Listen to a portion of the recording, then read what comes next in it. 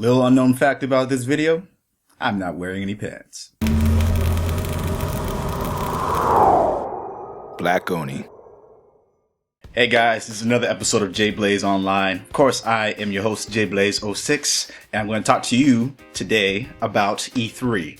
We are very close to E3, a few weeks away actually, and a lot of things have already happened prior to E3. A lot of things will happen during E3 and then after E3, so I'm going to do a series of two videos. One of them is going to focus on Microsoft, and then one is going to focus on PlayStation, because those are mainly the two big players in the industry right now in terms of gaming. Nintendo's also in the foray. They're doing extremely well with the 3DS, and they're starting to do some things with their Wii U that I'm actually intrigued by. So depending on how this is perceived, maybe you guys want a third one talking about Nintendo and the Wii U. So without further ado, let's get right to it. We all know how a lot of us feel about Microsoft. Well, I'm not really a huge fan of the Xbox 360 and the Xbox One. Not in the sense that I don't like them. It's just that I didn't have the opportunity to actually own those consoles. So like I don't have that affliction towards them. So like when they do something negative or when they do something positive, my mindset is a little bit different than someone who owns the consoles, and it's like, oh, well, I'm already invested in this situation. So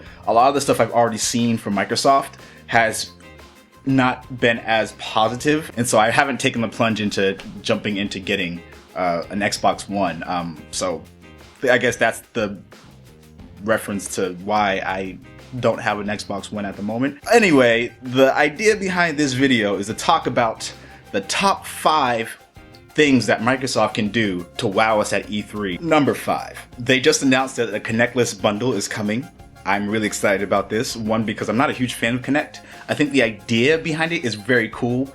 I don't want to pay $100 extra just for the functionality of having a Kinect. I know that's supposed to be the allure of the Xbox One.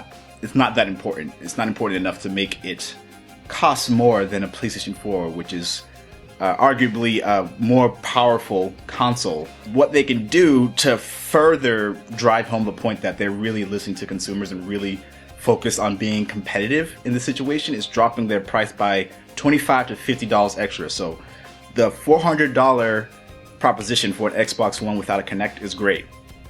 You're still facing the issue that Sony has a bigger audience and more people at this point have purchased PlayStation 4s, which means in most cases your friends are playing on PlayStation 4 now. That also means that they need to basically make a case for the system. On every game that the PlayStation 4 and Xbox One are out on, the PlayStation 4 is not only outperforming it in terms of sales, but outperforming it in terms of resolution, frame rate, and overall experience.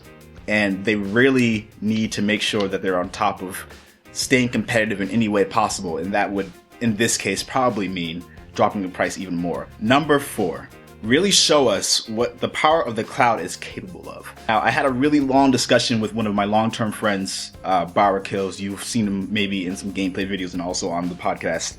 The cloud is a very, how do I say this? It's capable of doing a lot of different things. And I'm talking based on what I'm hearing from other people who are working intimately with the cloud.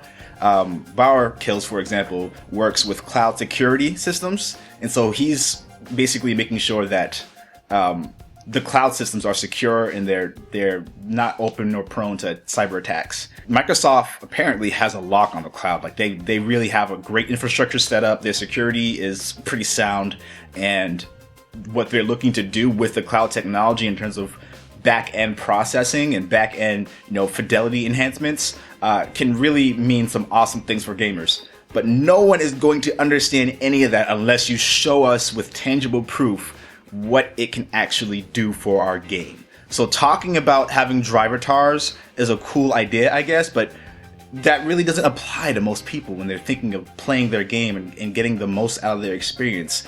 It's going to be a long road ahead of them when it comes to convincing people that the cloud is a viable way of putting out processing information, but if they can do that, then they'll have a great show on their hands.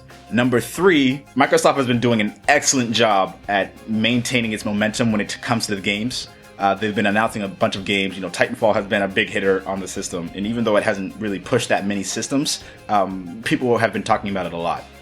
There's a video annotated here or here somewhere, where I talk about kind of the downfalls of Titanfall. I've been playing it on PC, and perhaps you guys have been playing it on PC or Xbox One or Xbox 360. So if you have thoughts about that, make sure you check out that video and leave your comments down below. But they have Sunset Overdrive. They have, of course, the Halo franchise. They're getting all the third-party games, even if they're not going to have the same support that like Sony has for like Destiny. You know, Battlefield is kind of, no one really cares about Battlefield anymore. They have Quantum Break. I have no idea what that game's going to be, but there's a ton of stuff on Microsoft's console already, and there's more to come. So in that department, Microsoft was doing a great job at delivering gaming content to people, even if they haven't really done that well in the indies. Which leads me to number 2. So the number 2 way that they can really knock it out of the park at E3 is to show a little bit more support for indie developers. And so they have this Xbox ID program, and they have a clause in that program that prevents developers from releasing on other consoles first over the Xbox One. So if a developer for any reason has been working on an indie game on the PlayStation 4 or even on the Wii U for a year, maybe it's been a year already, and they've been looking exclusively at working on that because that's the dev kit that they received and that's what they have, and they've already got the green light to work on that. If they want to release the game on Xbox One as well, first of all, they have to be coming out at the same time on both consoles. So what this means is, I'm not a developer, I'm not a coder, I don't know all the details pertaining to how games are made. I do know that the PlayStation 4 architecture and the Xbox One architecture and the PC architecture are all different. They're less different than they were with the Xbox 360 and PlayStation 3 era, but they're still different enough for a small team to have a lot of struggles with getting the game running properly on both consoles if they hadn't already started from the ground up like that. And so this creates a lot of issues for indie developers. It limits them and doesn't give them as much freedom to approach that the way they want.